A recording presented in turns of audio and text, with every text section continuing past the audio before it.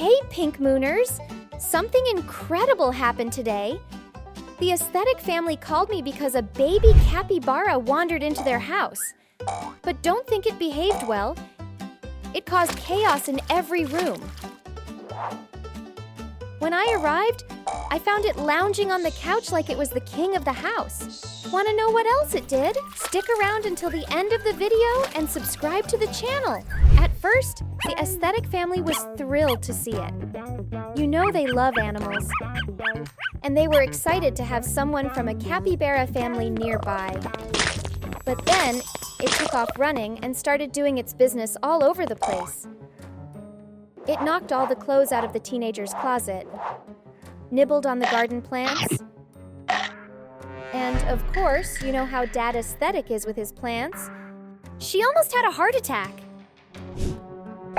She's also put on the little one's clothes and hidden in the toy basket.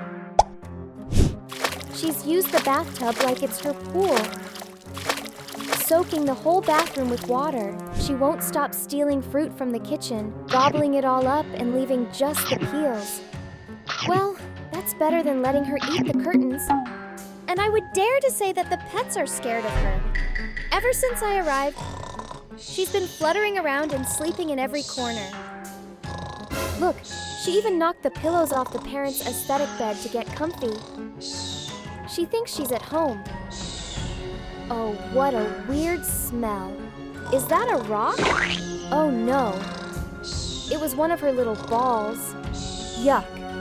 Pink Mooners, we have a big problem. Or maybe it's a little problem. Look, it's just a cute baby capybara. Oh no, not cute at all. It cries a lot. So what are you doing here all alone? And in someone else's home? Wow! What if it thinks this is its home? Because honestly, it really has that capybara vibe. Let's see, little one, where is your home? And most importantly, where is your family? For all the moons in the universe, you don't know anything about them? What a bummer. Well, guys, it's true that the aesthetic family thought about kicking him out because he makes such a mess. But they feel really bad and didn't want to do something so cruel, especially now that the little guy doesn't know where his family is or how to get back home. Wait a second. I have an idea. Pink Mooners, have you thought of the same thing as me? Yes. Homeless and without a family, I can only think of one thing. Let's create a wonderful little house for him. This adorable capybara needs a special place. We'll make it small but with everything he needs, even a garden and a pool. In short, it will be a space where he can peacefully sleep, of course, without bothering any family. Yes, I know you're thinking that someone so small can't be alone. So, Pink Mooners, smash that like button if you want to take care of him. I already did. The walls will be a soft color, as we'll decorate the whole house with brown, green, and a bit of blue, just like nature and water. The floor will look like brick, like the street. It's perfect for what we want. It will be a space 100% designed for him, super cozy, and of course, surrounded by nature everywhere. Here, in the center of the room, we'll create the bedroom.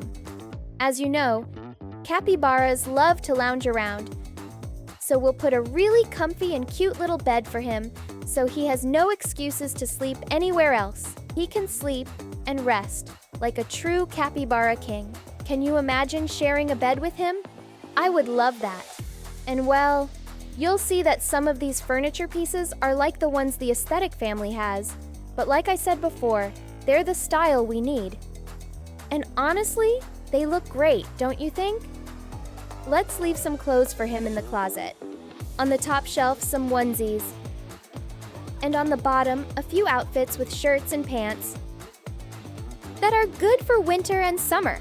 And here, some more folded ones, and also a couple of sneakers for him to change into.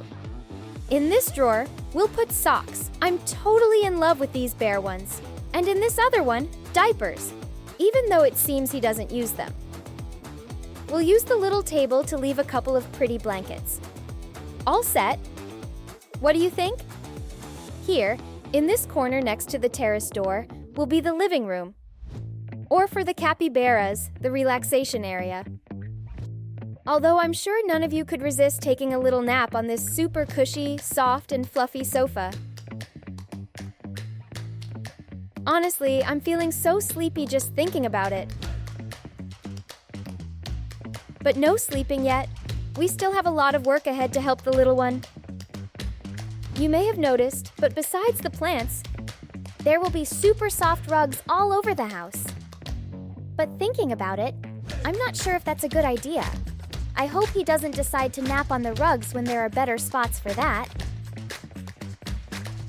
And we're going to use this area to create a sort of kitchen dining room. Or we could also call it a living dining room. I'll leave that up to you. By the way, the low furniture is because everything needs to be at his height so he can reach everything easily. As you saw earlier, our adorable capybara just can't stop eating. He's such a little piggy. So we'll fill this shelf with fruits, veggies, and a bit of hay.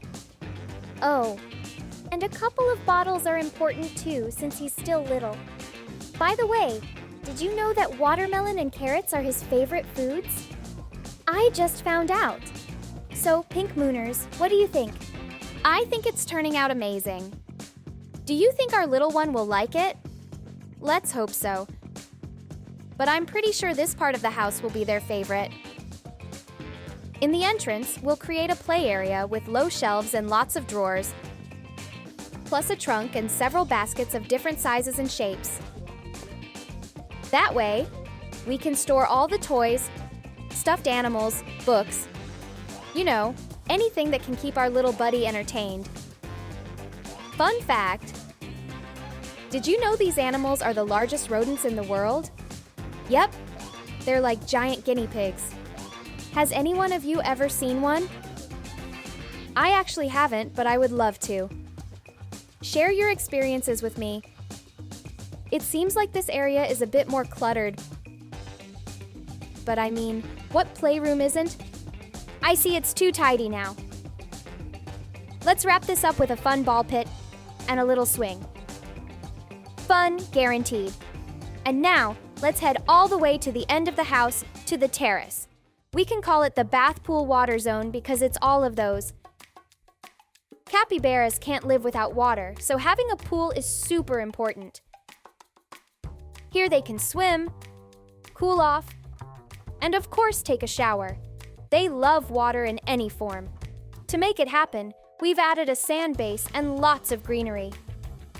Too much? Nah, I don't think so. It's never enough for them. That's why we're also adding a bit of grass. This way, they can sunbathe or dry off after a good splash. Oh, and yes, here, a little hidden among the plants, we'll leave the potty. She doesn't know how to use it yet, but we'll teach her. Is anyone volunteering? Well, with this, we finished our mini natural spa. What do you think of the result? Maybe this is their favorite spot. It definitely is for me. Hey, Cappy Copy, save some food for later. I think he's going to eat it all in a second.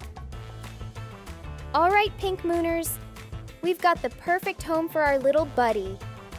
Oh no, I don't want to turn around. But I think the little capybara left a surprise on the floor. Help! We need to teach him to use the potty right now. By the way, what would you name him? He needs a name. Huh? What was that? Did I leave the window open? Oh no! Don't tell me another wild animal has come. What's happening here? A capybara invasion? Look at this! They've come to find him. Of course, they were probably worried about the little one. Also, capybaras usually live in families, and they couldn't imagine being without him. Oh, how cute!